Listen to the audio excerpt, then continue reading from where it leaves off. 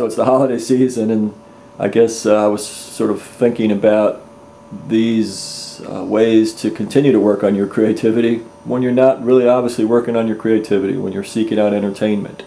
Find entertainment that is of top quality, be entertained, but boy, there's so much top quality entertainment that also helps generate your creative spirit.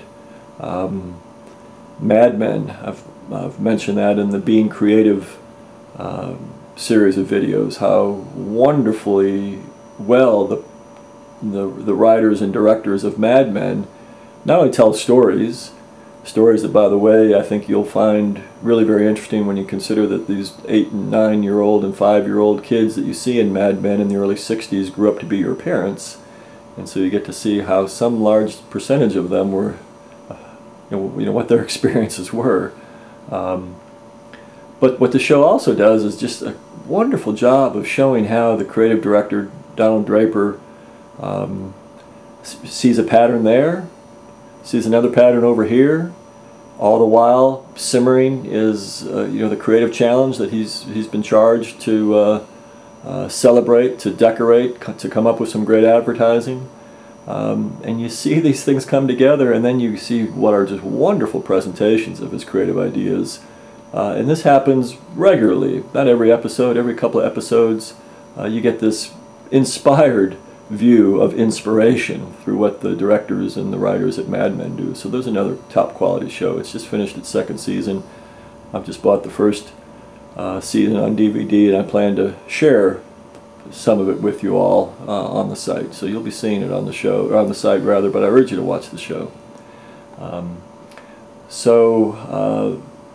I also want to talk to you about my class on Monday. Monday's my really hard day at Duke.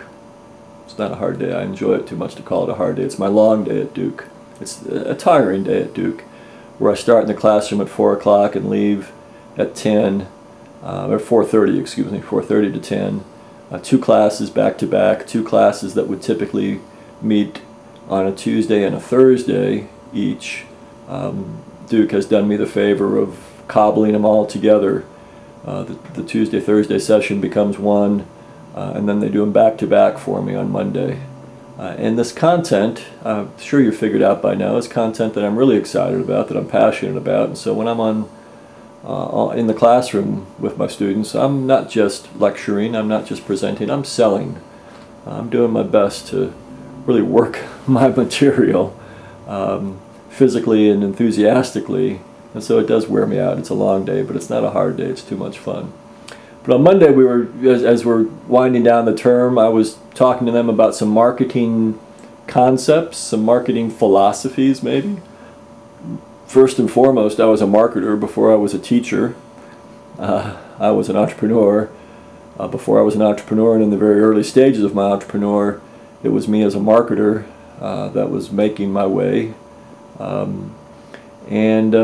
I've continued to think a lot about marketing. I still see myself as a marketing guy. And so here's a couple of the marketing ideas I shared with my students on Monday.